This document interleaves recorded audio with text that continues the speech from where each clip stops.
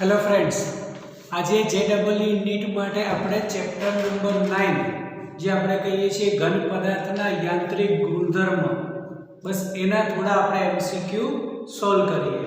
તો જુઓ નંબર 1, વાંચો ક્વેશ્ચન શું આપેલું છે. એક સમઘન ચોસલાને બધી બાજુએથી તેના કદમાં ઘટાડો થાય એ રીતે જો બળ આપવામાં આવે તો સમઘનની બાજુમાં ઘટાડો 1% હોય તો બલ્ક વિકૃતિ ΔV/V કેટલી હશે? જો સમઘનની બાજુમાં ઘટાડો એટલે કે લંબાઈનો ઘટાડો આપણે 1% કરીએ તો તેના કદમાં કેટલા ટકાનો ઘટાડો થશે? તો આપણને એક સમઘન કીધું છે, તો સમઘનનું કદ જો આપણે કરીએ કે સમઘનનું કદ V = L નો ક્યુબ હોય, લંબાઈ, પહોળાઈ, ઊંચાઈ, બરાબર છે. અને હવે જો આપણે ΔV/V કરીએ તો ચેપ્ટર નંબર 2 મુજબ તેની વિકૃતિ શું કહી શકાય? 3ΔL/L. અને લંબાઈમાં કેટલું કીધું છે? 1%. મતલબ આ થઈ જશે 3%. ΔV/V આથી ΔV/V જે છે એને આપણે 0.03 પણ કહી શકાય, બરાબર છે. ચલો નંબર 2, પોલિએસ્ટર ફાઇબરના બનેલા એક દોરડાનો વ્યાસ આપેલો છે 3 સેન્ટીમીટર. તેની બ્રેકિંગ સ્ટ્રેન્થ આપેલી છે 150 કિલોન્યુટન. હવે જો તેની બ્રેકિંગ સ્ટ્રેન્થ 600 કિલોન્યુટન કરવી હોય તો તે જ દ્રવ્યના દોરડાનો વ્યાસ કેટલો હોવો જોઈએ? મતલબ આપણે બળ અને વ્યાસ એટલે કે ત્રિજ્યા જે છે એનો કંઈક સંબંધ લેવો પડશે. જેમાં દ્રવ્ય એક જ આપેલું છે, મતલબ તેનો યંગ મોડ્યુલસ જે સમાન હોય, બરાબર છે. તો યંગ મોડ્યુલસ ની શરૂઆત કરીએ. યંગ મોડ્યુલસ y શું કહી શકાય? તો y છે આપણી પાસે FL/A ΔL, બરાબર છે. હવે અહીંયા આપણે બ્રેકિંગ સ્ટ્રેન્થ કીધી છે, તો બ્રેકિંગ સ્ટ્રેન્થ જે છે એ કહી શકાય F/A કહી શકાય, બરાબર છે. અને એના માટેનું બળ જે છે એ 150 કિલોન્યુટન છે. ત્યારે આ જે F/A માં ક્ષેત્રફળ જે છે એની અંદર ત્રિજ્યા આવી જશે. એનો મતલબ કે આપણે y FL/A માટે કહી શકીએ πr²ΔL, બરાબર છે. અને હવે જો આને વ્યાસના સ્વરૂપમાં લખવું હોય તો પણ આપણે કહીએ FL/π. વ્યાસ જે છે તો હંમેશા ત્રિજ્યા જે છે એ વ્યાસનું બમણું હોય, ત્રિજ્યા જે છે વ્યાસની અડધી હોય. એના માટે કહી શકાય d²/4 × dl, બરાબર છે. તો અહીંયા આપણે જો આપણે બળના સ્વરૂપમાં આખું સમીકરણ હવે લખીએ તો આ જે છે છેદનો છેદ અંશમાં લઈ જઈએ તો 4 થઈ જશે. then F =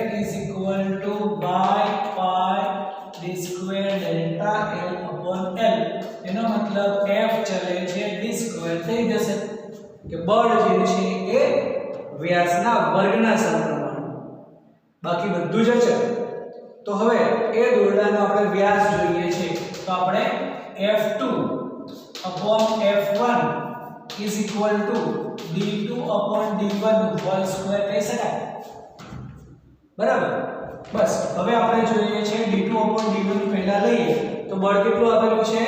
બીજું છે 600 કિલોન્યુટન ના 150 કિલોન્યુટન. કિલો જે છે બંનેમાંથી કેન્સલ, આ થશે d2/d1², આ થઈ જશે 4 અને 4 નું વર્ગમૂળ લઈએ તો 2, તો d2/d1, તો d2 શું થશે? 2 × d1. એનો મતલબ પહેલો કેટલો આપેલો છે? 3 સેન્ટીમીટર, તો આ કેટલું થશે? એનો વ્યાસ થશે 6 સેન્ટીમીટર, બરાબર છે. આમ જો આપણે બ્રેકિંગ સ્ટ્રેન્થ 150 ન્યૂટન છે, જો તેનો વ્યાસ ખાલી આપણે તો પણ તેનો બ્રેકિંગ જે સ્ટ્રેન્થ છે એ 4 ગણી થશે. આના પરથી એવું પણ કહી શકાય કે વ્યાસ આપણે બમણો કરીએ તો બ્રેકિંગ સ્ટ્રેન્થ જે છે એ 4 ગણી પણ થાય છે. એવું પણ એક શોર્ટકટ લઈ શકાય. નંબર 3 શું કીધું છે? એક તારના દ્રવ્યનો યંગ મોડ્યુલસ આપેલો છે, તેમાં પ્રતાપ વિકૃતિ 1% હોય તો તારના કદમાં સંગ્રહ પામતી ઊર્જા જૂલ પર મીટર ક્યુબ, મતલબ એકમ કદ દીઠ સંગ્રહ પામતી ઊર્જા કેટલી હશે?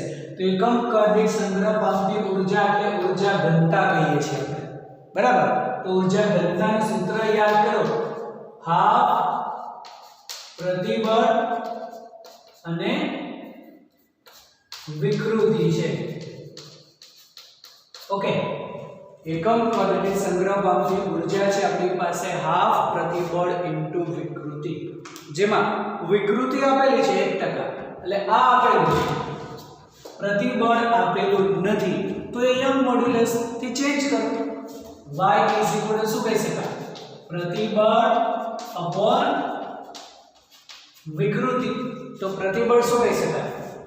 y ઇન્ટુ વિકૃતિ, મતલબ રો શું થશે? હાફ યંગ મોડ્યુલસ અને વિકૃતિ જે આવશે એનો સ્ક્વેર થઈ જશે. સમજાય છે? તો હવે એમાં સંગ્રહ પામતી ઊર્જા જૂલ પર મીટર ક્યુબમાં કેટલી હશે? તો આ હાફ યંગ મોડ્યુલસ કેટલો છે?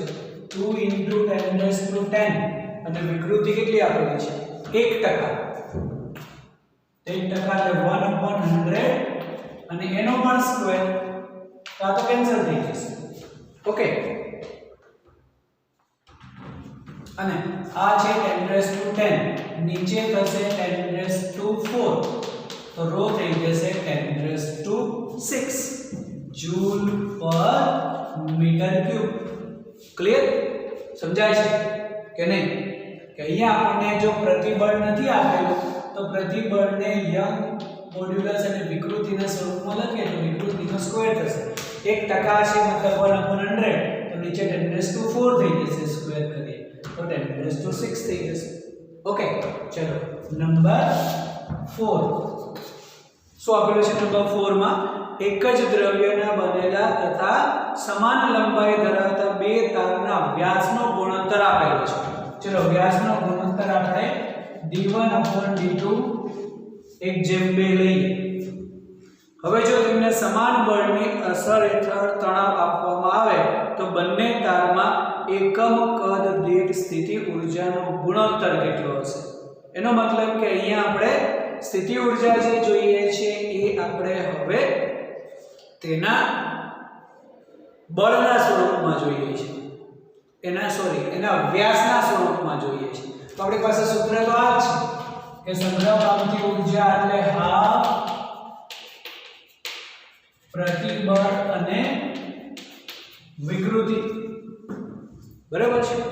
એક જ દ્રવ્યના લંબાઈ સમાન છે, બે તાર સમાન બળની અસર હેઠળ ખેંચવામાં આવે છે અને એકમ કદ દીઠ સંગ્રહ પામતી ઊર્જાનો ગુણોત્તર કેટલો હશે?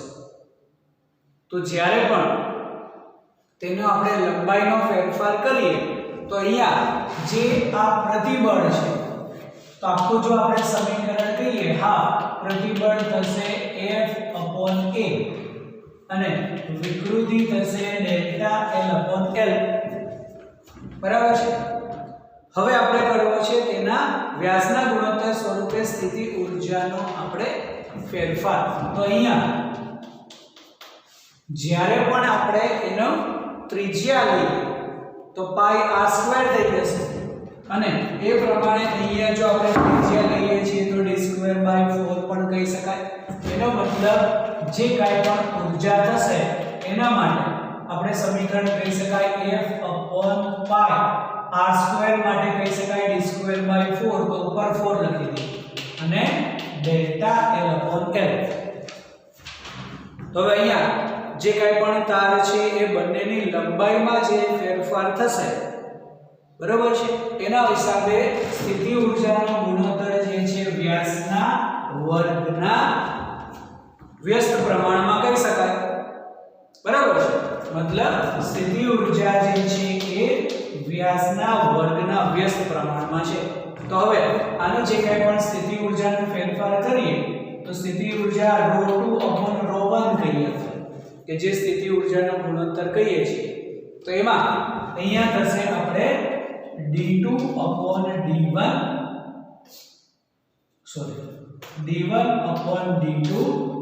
Whole square. બરાબર છે. તો હવે એક જ દ્રવ્યના તાર છે, તેમના વ્યાસનો ગુણોત્તર આપણને આપેલો છે. વ્યાસનો ગુણોત્તર કેટલો છે? 1/2. બરાબર. તો અહીંયા ρ1 જો ρ2 કરીએ તો આ થશે d2/d1 હોલ સ્ક્વેર. બરાબર છે. તો d2/d1 હોલ સ્ક્વેર થશે. તો અહીંયા જે છે એ વ્યાસ માટે થઈ જશે 1/2 એટલે કે 2/1 નો સ્ક્વેર એટલે 4:1. બરાબર. હવે અહીંયા આપણે એક વસ્તુ બાકી રાખેલી છે કે જ્યારે પણ તેનો લંબાઈનો ફેરફાર બંનેની અંદર સમાન હશે નહીં. ઓકે, એટલે આન્સર જે છે આપણો 4:1 નથી. અહીંયા જો આપણે જ્યારે પણ સમાન લંબાઈ છે બળ સમાનથી ખેંચવામાં આવે, પરંતુ જ્યારે પણ જુદી જુદા વ્યાસવાળો હશે ત્યારે તેની લંબાઈમાં થતો વધારો સમાન હોતો નથી. તો લંબાઈનો જો આપણે વધારો આપણે ડેલ્ટા L જે છે એને આપણે ક્ષેત્રફળ વડે ગુણીએ અને ક્ષેત્રફળ વડે ભાગી દઈએ તો આ જે થશે a ડેલ્ટા L એનું કદ થઈ જશે. અને કદ હંમેશા અચળ હોય. ખબર પડે છે શું કહીએ છીએ આપણે કે એનો જે કંઈ પણ ફેરફાર થશે તો સામે એનું ક્ષેત્રફળ વડે આપણે ગુણી અને ભાગી દઈએ તો આ જે છે હંમેશા અચળ, હંમેશા કદ અચળ હોય. લંબાઈનો ફેરફાર કરીએ તો તેનો વ્યાસ ઘટી જશે. બરાબર ને? હંમેશા કદ અચળ હોય. તો અહીંયા જે ક્ષેત્રફળ છે એ થશે હવે 1/2 4f. આ થશે કદ અને આ અહીંયા થઈ જશે પાઈ d². લંબાઈ સરખી અને આ પણ થશે પાઈ d² * 4 કેમ કે પાઈ r² હોય તો આ થઈ જશે d ની 4 ઘાત. મતલબ જે કંઈ પણ એકમ કદ દીઠ સંગ્રહ પામતી ઊર્જા જે છે એ વ્યાસના ચતુર્થ ઘાતના વ્યસ્ત પ્રમાણમાં હોય, વર્ગના વ્યસ્ત પ્રમાણમાં નહીં. કેમ કે વ્યાસ જુદો હશે ત્યારે તેની લંબાઈમાં સમાન વધારો થતો નથી. તો જે લંબાઈનો ફેરફાર છે એનો ક્ષેત્રફળ વડે ગુણીએ અને ભાગી દઈએ એટલે આપણો પ્રોબ્લેમ સોલ્વ થઈ જશે. હવે આપણે કહીએ કે ρ1/ρ2 તો આ થશે d2/d1 ની 4 ઘાત. એનો મતલબ જે આપણે d2/d1 કરીએ તો એ થઈ જશે 16:1. આમ સ્થિતિ ઊર્જાનો ગુણોત્તર 16:1 થશે. ક્લિયર? બસ ખાસ યાદ રાખો અહીંયા કે સમાન બળની અસર હેઠળ જે સ્થિતિ ઊર્જા જે છે એ વ્યાસના ચતુર્થ ઘાતના વ્યસ્ત પ્રમાણમાં છે. ચલો હવે કરીએ નંબર 5.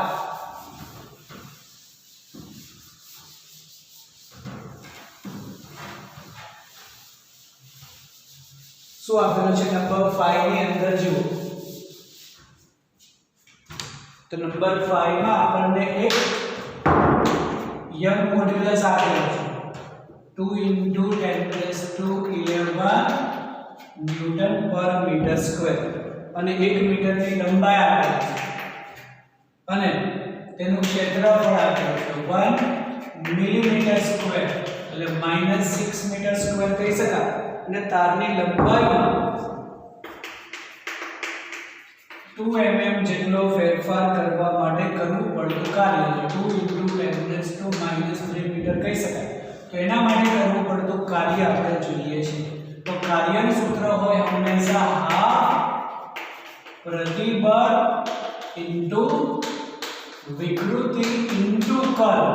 કેમ કે ઘનતા હોય ઊર્જા ભાગ્યા કદ તો એ જે કાર્ય છે ઊર્જા જે છે કદ વડે ગુણાકારથી થશે. એ તો સમીકરણ ખબર જ છે આપણને. બરાબર. તો અહીંયા ડેલ્ટા L/L વિકૃતિ મળી જશે. a * L કદ થઈ જશે પ્રતિબળ આપેલું નથી તો એ પ્રતિબળને લખી શકાય યંગ મોડ્યુલસ ઇન્ટુ વિકૃતિ અને અહીંયા વિકૃતિ છે એટલે વિકૃતિનો સ્ક્વેર ઇન્ટુ કદ ખબર પડે છે કેમ કે હંમેશા યંગ મોડ્યુલસ હોય પ્રતિબળ અને વિકૃતિનો ગુણોત્તર તો પ્રતિબળ શું થશે યંગ મોડ્યુલસ ઇન્ટુ વિકૃતિ એક વિકૃતિ છે એટલે સ્ક્વેર બસ ચલો હાફ યંગ મોડ્યુલસ એટલે કેટલા 2 into 10⁻11 વિકૃતિ તો delta L upon L delta L upon L નો સ્ક્વેર છે તો 4 into 10⁻6 લખી શકાય કદ A into L A into L मतलब 10⁻6 तो कैंसिल ला થશે 4 અને 10⁻12 -11 એટલે -1.4 જૂલ કહી શકાય બરાબર છે તો આન્સર થશે કરવું પડતું કાર્ય એટલે 0.4 જૂલ બસ આ જે છે કાર્યનું સૂત્ર યાદ રાખો સોલ્વ થઈ જશે ઘનતાવાળું યાદ રાખો તો પણ ચાલે નંબર 6 આકાશ સ્થિતિસ્થાપકતા અંકનું મૂલ્ય શૂન્ય કયા મટીરીયલ માટે હોય આકાશ સ્થિતિસ્થાપકતા અંક શેમાં શૂન્ય છે મતલબ તેને આકાર બદલી શકાતો નથી તો ઘન પ્રવાહી વાયુ કે પ્રવાહી અને વાયુ બંને ઘનમાં બદલી શકાય પ્રવાહીમાં પણ થોડા અંશે બદલી શકાય વાયુ જે છે એના માટે સ્થિતિસ્થાપકતા અંકનું મૂલ્ય ખૂબ જ નાનું છે મતલબ 0 કહી શકાય g નું મૂલ્ય જે છે શૂન્ય જે છે એ વાયુ માટે કહી શકાય ઓકે ચલો નંબર 7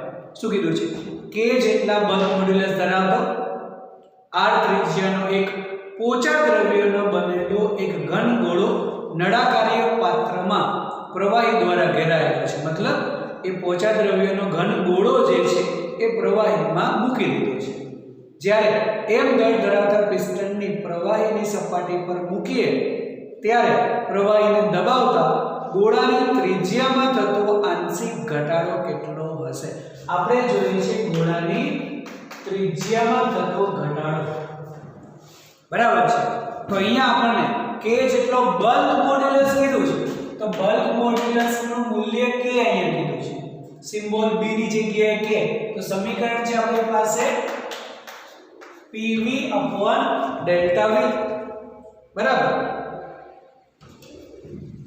તો અહીંયા આપણને ΔV/V મળી શકે તો ΔV/V થશે p/k ઓકે અને હવે એના માટે જ્યારે પણ આપણે કહીએ તો ΔV/V p એટલે થઈ જશે બળ એટલે mg અપોન એનું ક્ષેત્રફળ આપણે a લઈએ ઓકે અને આ તો છે જ તો આ તો કદનો ફેરફાર mg/ka આ તો કદ છે આપણે તો જોઈએ છે ત્રિજ્યાનો ફેરફાર તો ગોળાનું કદ શું હોય 4/3πr³ એનો મતલબ કદનો ફેરફાર કરીએ તો આ તો 0 યાદ કરો ચેપ્ટર નંબર 2 મુજબ તો ΔR/R શું કહી શકાય 1/3 ΔV/V તો ΔV/V છે mg/3k આવું છે કે mg/3ka બસ તો અહીંયા જે કંઈ પણ આપણે ક્ષેત્રફળ લઈએ એ ક્ષેત્રફળ થશે a જેટલું તો એ લઈ શકાય ઓકે તો mg/3ka એ એટલે ક્ષેત્રફળ ચલો નંબર 8 એક તારની ત્રિજ્યા r છે લંબાઈ l છે તેને l જેટલા બળથી ખેંચતા તેની લંબાઈ l જેટલી વધે છે એનો મતલબ કે જે ટોટલ લંબાઈ l છે અને ડેલ્ટા l આપણને કીધું છે l તે જ દ્રવ્યમાંથી બનેલા તારની ત્રિજ્યા 2r હોય લંબાઈ 2l હોય અને 2f બળથી ખેંચીએ તો કેટલો વધારો થશે તો ચલો યંગ્સ મોડ્યુલસ માટે જો સમીકરણ આપણે FL/A ડેલ્ટા L માટે કહીએ તો FL/ હવે અહીંયા લંબાઈ કેપિટલ L લખી દઈએ અને અહીંયા આ થશે પાઈ આર સ્ક્વેર અને ડેલ્ટા એલ જે છે એ કેટલું મળે છે એ આપણે જોઈએ. પહેલા એલ છે પછી કેટલું મળશે. તો ચલો ડેલ્ટા એલ જે છે એ fl upon પાઈ આર સ્ક્વેર y કહી શકાય. તો હવે શું કરવાનું છે? બળ કેટલું લગાડવાનું? 2f. હવે જો આપણે 2f જેટલું બળ લગાડીએ, લંબાઈ કેટલી છે? તો લંબાઈ 2l કરવાની છે. પાઈ m નું છે. ત્રિજ્યા કેટલી કરવાની છે? 2r. તો એ થઈ જશે 2r નો સ્ક્વેર અને y. તો આ પણ 4 થઈ જશે અને ઉપર બી 4 છે, કેન્સલ. તો આન્સર તો આ જ વધશે પાઈ આર સ્ક્વેર y. મતલબ તેની લંબાઈનો વધારો l નો l જ રહેશે, કોઈ જ ફેરફાર થતો નથી. પહેલા ડેલ્ટા એલ છે, પછી બમણું બળ બમણી એની લંબાઈ, ત્રિજ્યા પર ડબલ કરો તો એ જે છે r સ્ક્વેર માં 4r સ્ક્વેર. તો કેન્સલ થઈ જશે, એટલું ને એટલું છે. એટલે જો ત્રિજ્યા ડબલ કરીએ, બળ ડબલ કરીએ, લંબાઈ પણ ડબલ કરેલું હોય તો લંબાઈનો વધારો એટલો ને એટલો જ રહેશે, એમાં કોઈ જ ફરક પડતો નથી. ચલો નંબર 9 શું કીધું છે? એકમ વાતાવરણના દબાણે પાણીની દબનીયતા આપેલી છે. 100 વાતાવરણના દબાણે પાણીના 100 મીટર ક્યુબમાં થતો ઘટાડો કેટલો હશે? એના કદમાં કેટલો ઘટાડો થતો હશે? બરાબર. તો એની દબનીયતા આપેલી છે. દબનીયતા એટલે બલ્ક મોડ્યુલસનું વ્યસ્ત. એનો મતલબ જો બલ્ક મોડ્યુલસ યાદ કરીએ તો PV upon ડેલ્ટા V. તો પછી દબનીયતાને પણ આપણે K કહીએ છીએ. એ થશે ડેલ્ટા V upon PV. બરાબર છે. બલ્ક મોડ્યુલસનું વ્યસ્ત એ આપણને આપેલું છે. તો કદમાં થતો ઘટાડો કેટલો હશે? મતલબ આપણે જોઈએ છે ડેલ્ટા V, તો એ થઈ જશે K PV. બસ K દબનીયતા કેટલી છે? 4 × 10⁻⁵. દબાણ કેટલું કીધું છે? 100 વાતાવરણ દબાણ. તો 100 વાતાવરણ દબાણ તો 100 × અને 1 atm યાદ કરો કેટલું હોય? 1 atm = 1.013 અને 10⁵ ન્યૂટન પર મીટર સ્ક્વેર. આ જે છે એને 1 જ લઈએ તો થશે 10⁵. અને કદ આપેલું છે કેટલું છે? 100. તો કદમાં થતો ઘટાડો કેટલો હશે? તો આ તો કેન્સલ કરી શકાય. ઓકે, તો આ થશે 4 × 10⁴ મીટર ક્યુબ. એવું ના કહી શકાય કે આ તો આન્સર જ નથી. આન્સર બધા સેન્ટીમીટર ક્યુબમાં છે. તો મીટર ક્યુબમાંથી સેન્ટીમીટર ક્યુબ, તો 4 × 10⁴, 1 મીટર એટલે 100 સેન્ટીમીટર, 10⁻² નો વર્ગ એટલે 10⁶ સેન્ટીમીટર ક્યુબ થશે. મતલબ 4 × 10⁻10 સેન્ટીમીટર ક્યુબ. તો એ તો આપેલું છે આપણને. બોલો ક્લિયર? બસ આના માટે આ જે છે 1.01 ને આપણે 1 જ તરીકે લઈએ તો 10⁵ ડાયરેક્ટ લઈ શકાય, કેમ કે આન્સર આપણે 4 ના સ્વરૂપમાં છે. ચલો નંબર 10 શું કીધું છે? 10 ની અંદર કે ચોક્કસ કદના તાંબાના તારની L લંબાઈનો તાર બનાવેલો છે.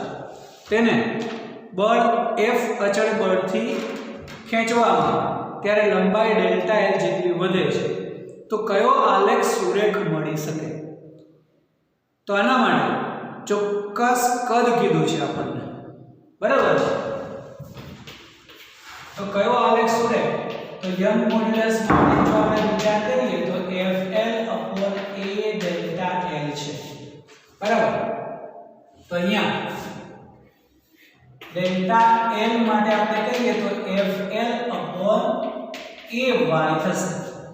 હવે કદ ચોક્કસ કીધું છે, મતલબ જો લંબાઈમાં ફેરફાર થશે તો સામે તેના વ્યાસ એટલે કે ક્ષેત્રફળમાં પણ ફેરફાર થાય, પણ કદ જે છે બદલાતું નથી. તો કદ માટે અહીંયા આપણે લંબાઈ વડે ગુણવું પડે અને લંબાઈ વડે ભાગવું પડશે. મતલબ FL² A × L થઈ જશે V. કદ v = a * l. હવે ચોક્કસ કદ કેવું? આ પણ અચળ તો કહી શકાય ડેલ્ટા l ચલે છે l². મતલબ ડેલ્ટા l વિરુદ્ધ l² નો આલેખ જે છે સુરેખ કહી શકાય. જો અહીંયાથી તમે કહેવા જશો તો ડેલ્ટા l ચલે છે l, એનો આલેખ ક્યારે પણ સુરેખ મળી શકે નહીં, ચોક્કસ કદ માટે નહીં. બરાબર છે? આનો કહી શકાય ડેલ્ટા l વિરુદ્ધ l² નો આલેખ હંમેશા સુરેખ મળે છે. ઓકે.